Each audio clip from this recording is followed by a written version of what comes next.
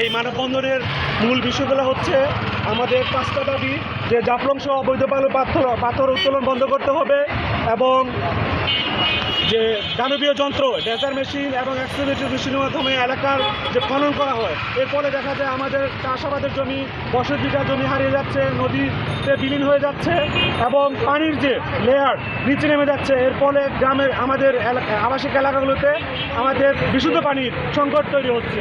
এরপরে আমাদের যে বিকল্প কর্মসংস্থানের ব্যবস্থা, সেক্ষেত্রে আমরা মনে করি মানুষকে এই অবৈধ পাথর উত্তোলন, বালি উত্তোলন থেকে সরাতে হলে তাদের প্রশিক্ষণ দিতে হবে, তাদের বিকল্প কর্মসংস্থানের ব্যবস্থা করতে হবে, তাদের বাইরের দেশগুলোতে কর্মসংস্থানের জন্য সরকারের সহায়তার ব্যবস্থা করতে হবে।